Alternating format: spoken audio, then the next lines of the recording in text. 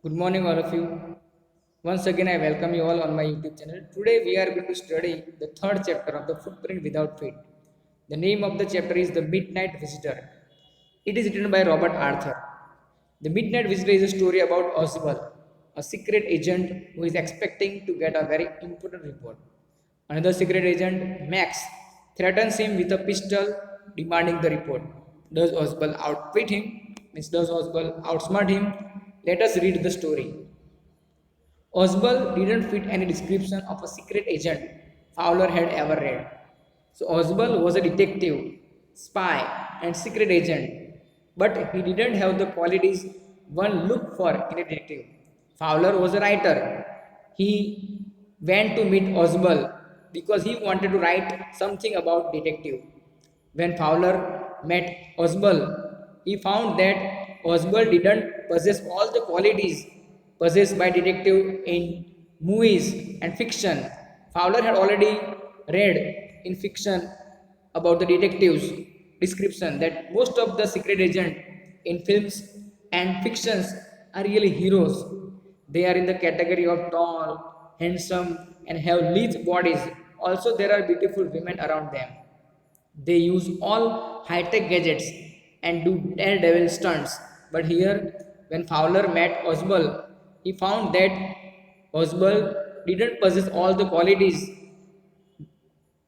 which he found in the movies and novel. Following him down the musty corridor of the gloomy French hotel where Oswald had a room, Fowler felt let down.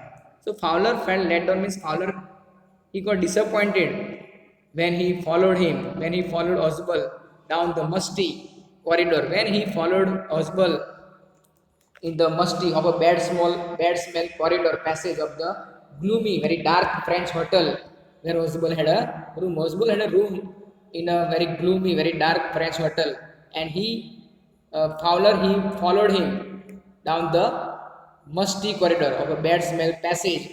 He felt let down, felt disappointed because he had expected Oswald to be very tall, handsome, thin. It was a small room on the sixth and top floor, and scarcely a setting for romantic adventure. So it was a small room. Oswald had a small room which was on the sixth and top floor of the French hotel, and the room had hardly a setting for a romantic adventure. Most of the detective in movies, in films, and novel, they have a setting of a romantic adventure, but in the case of Oswald, there was no setting of a romantic adventure. Oswald was for one thing fat, very fat. So Fowler was disappointed when he found Oswald very fat, and then there was his accent.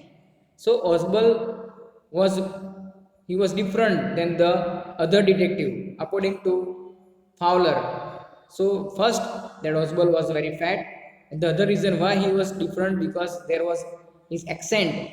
Fowler found the accent, the tone of voice of Oswald different. Though he spoke French and German passably, he had never altogether lost the American accent he had brought to Paris from Boston 20 years ago. So Oswald, he had come to America, Boston. He had come to Paris from Boston 20 years ago. But even after 20 years living in Paris, he hadn't lost altogether the American accent, even though he spoke French and German well enough. You are disappointed, Oswald said wheezily over his shoulder.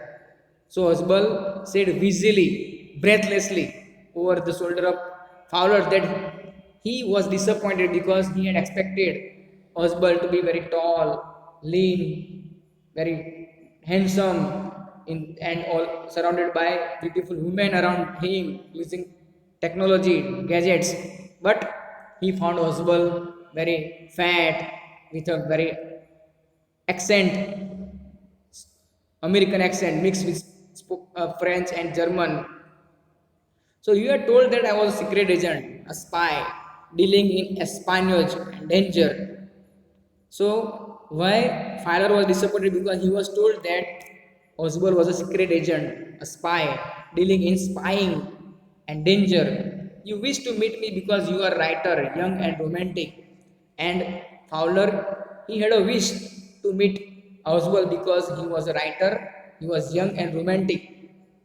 You envision a mysterious figure in the night, the crack of pistols, drugs in the wine. Why Oswald thought that Fowler was disappointed because he imagined that after meeting Oswald, a secret agent detective, he would find the mysterious figures in the night, the crack of pistols, drugs in the wine. But after meeting Oswald, he didn't find any of the thing.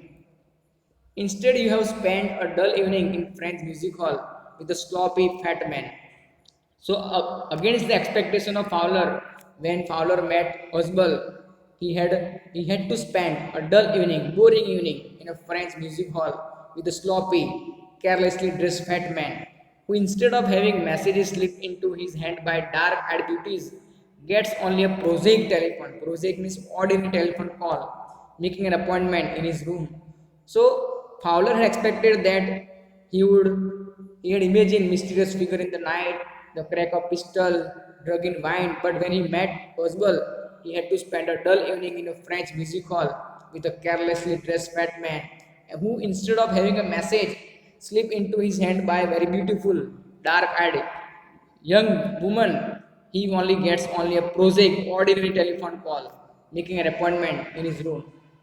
You have been bored. So Oswald thought that Fowler had been bored. The fat man chuckled, the fat man grinned, laughed to himself as he unlocked the door of his room and stood aside to let his frustrated, disappointed guest enter. So the fat man, Oswald, he chuckled, he laughed to himself, he opened the door of his room and he allowed the writer Fowler, to enter his room, who was frustrated, was disappointed. You are disillusioned, Oswald told him. Oswald, he told Fowler that he was disappointed. But take cheer, my young friend. Presently, you will see a paper, quite important, paper for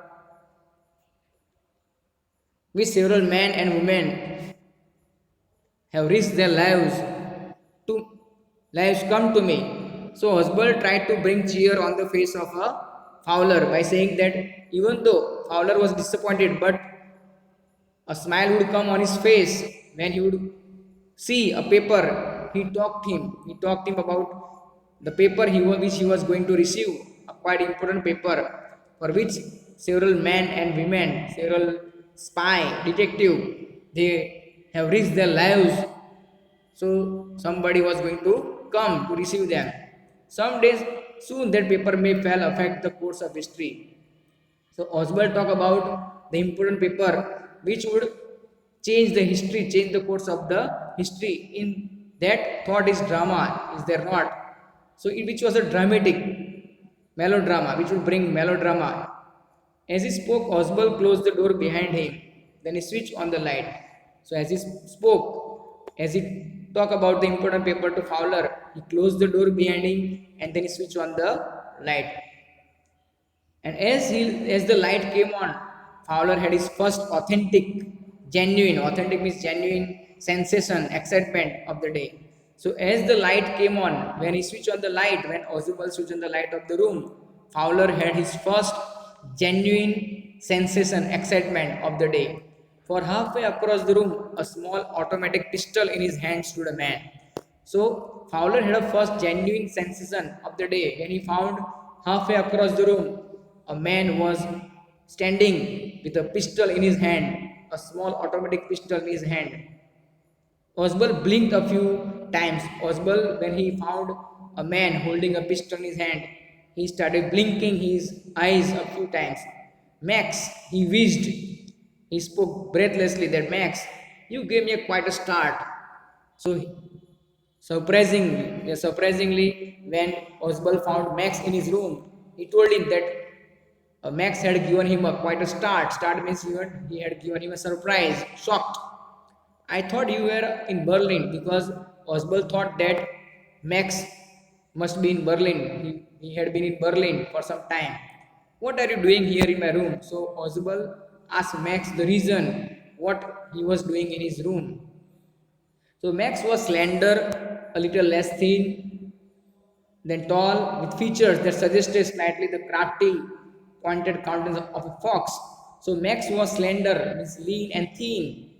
He was different from Oswald. Oswald was fat, but Max was thin and lean, a little less than tall, with features that suggested slightly the crafty, pointed countenance of a fox. Means Max possesses all the feature of a slightly the crafty, very clever countenance, means face of a fox. So he was very clever like a fox. There was about him, aside from the gun, nothing especially menacing. So there was about him, means about Fowler, aside from the gun, nothing especially menacing. There was no threat except the gun which he was holding. So there was no threat from from Max, aside which he was holding the gun. The report, he murmured, the report that is being brought to you tonight concerning some new missile. I thought I would take it from you. So Max, he told his intention, he murmured, he talked about the report, he told Ausable that the report that was being brought to him that night concerning some new missile, and he thought that he would take it from him. It would be safer in his hands than in him. So Max told Ausable that he had come to take the report about missile, new missile, and he believed that the report would be safer in his hands than the hands of Ausable. Oswald moved to an armchair and sat down heavily. So Oswald, when he was asked by Max to hand him over the report about the missile, Oswald moved to an armchair and sat down sorrowfully, sadly, and said, I am going to raise the devil with the management this time. So by diverting the attention of Max, he talked about that he was going to raise the devil, he was going to complain the management that time, and you can bet on it. So Oswald was very smart. So he diverted the attention of Max by saying that he was going to complain the management of the hotel. He said grimly, "This is the second time in month that somebody has got into my room to that nuisance of a balcony." So by diverting the topic, Oswald told Max that that was the second time in a month that somebody had got into his room through that nuisance, troublesome. So he was facing trouble when somebody entered, okay, through the balcony. Fowler's eyes went to the single window of the room. So Fowler's just he glanced to the single window of the room. It was an ordinary window against which now the night was pressing blackly. So the window, the balcony talk about Oswald was an ordinary window against which now the night was pressing blackly. It was getting darker and darker. Balcony, Max said with a rising inflection. So Max was surprised. So Max said with a rising inflection, with a rising tone, that balcony. He asked which balcony he was talking about. No, a pass key. So Max replied that he hadn't come through the balcony, but he had come by using the pass key. He had another key, which most of the thief used. I didn't know about the balcony. So Max clarified that he had no idea about the balcony. It might have saved me some trouble had I known. Even Max told Oswald that if he had known about the balcony, it might have saved some trouble. He might have used that balcony. It is not balcony, Oswald said with extreme irritation. So Oswald, he told Max that with extreme irritation that he was not talking about the balcony of which belonged to his room. It was not his balcony. It belongs to the next apartment. So Oswald told Max that he talked about the balcony which belonged to the another apartment, next apartment. He glanced explanatory at Fowler. So he glanced explaining to the Fowler about the balcony which you are talking about. You see, he said, this room used to be a part of large unit. So Oswald, he explained to the Fowler about the balcony that that room used to be part of a large unit. The room in which Max, Fowler and Oswald, they were, it was a part of a large unit. And the next room, through that door, there used to be the living room. The next room, through that door, used to be the living room. It had the balcony which extends under my window. And the living room, which was used in the past, it had the balcony which extends under his window now. You can get into it from the empty room doors down. So Oswald told Max that anybody could get into it from the empty room two doors down, and somebody did last month. And Oswald informed Max that somebody did enter through the balcony the previous month. The management promised to block it up. The management already promised Oswald to block the balcony to disallow anybody to enter it, but they haven't.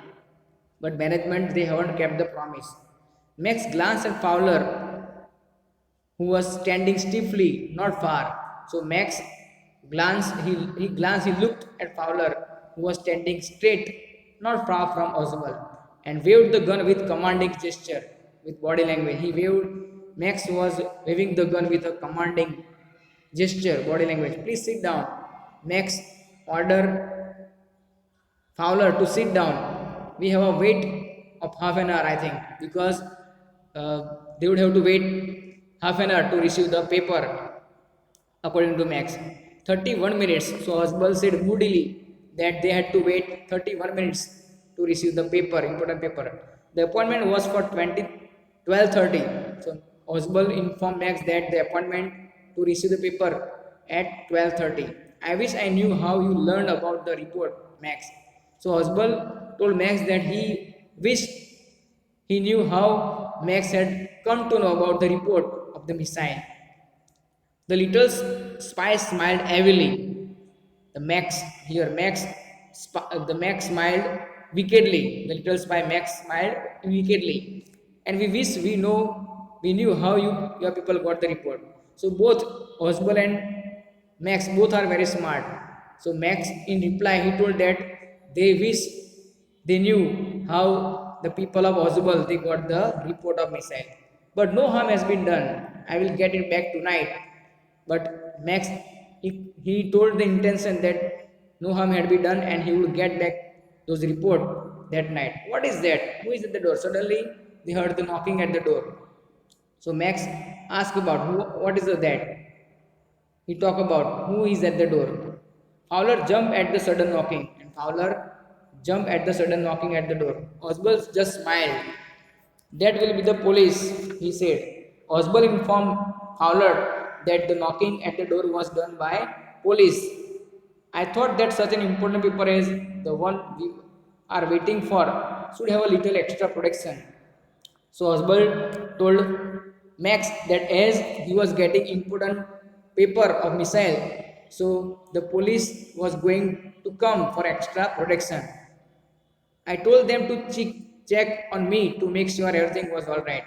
Oswald had already told the police to regularly come for checking to make sure everything was alright or not, and police was coming for extra protection. So Max bit his lip nervously. The knocking was repeated. So Max started biting his lip nervously, worriedly. He got worried when Oswald told him that the police was going to come for extra protection.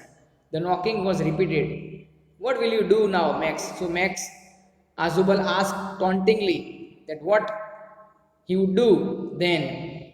If I do not answer the door, they will enter anyway. So Oswald told Max that if he didn't answer the door, the police would enter anyhow, anyway. The door is unlocked and they will not hesitate to shoot. And the door is unlocked and the police would not hesitate to shoot. Max's face was black with anger. The face of Max was black, means frightened. He was scared with anger as he backed swiftly towards the window. As Max's face was black with anger as he backed swiftly towards the window, quickly towards the window. He swung a leg over the sill.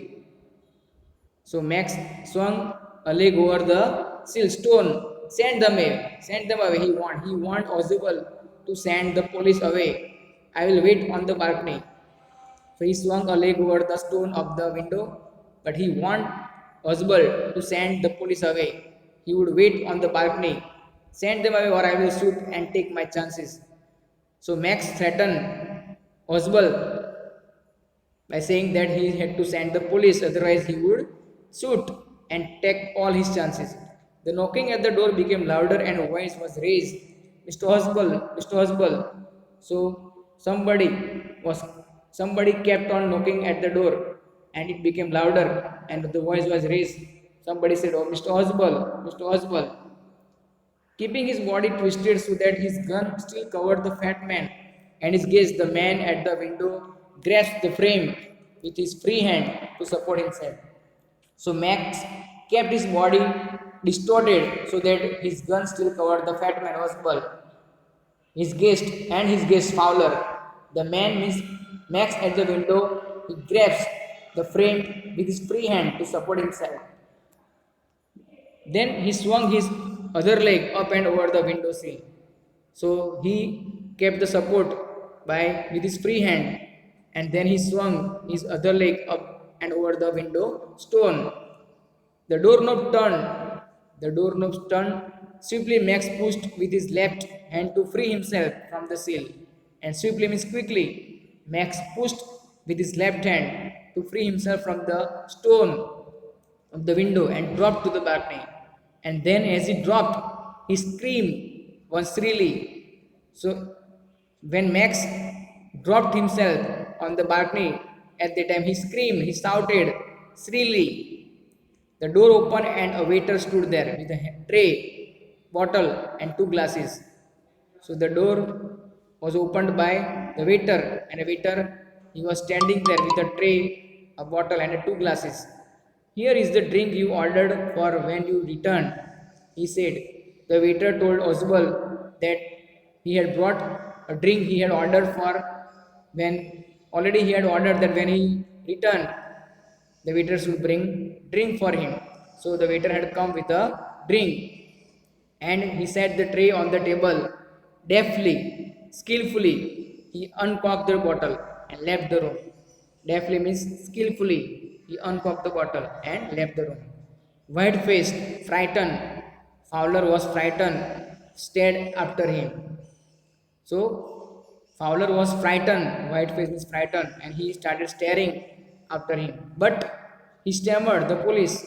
So Fowler asked Oswald that he was mentioning, he was referring about the police. He was stammering with fear. There were no police, Oswald sighed. Oswald sighingly he told Fowler that there were no police, only Henry, whom I was expecting. So Oswald he had not asked police to come for protection.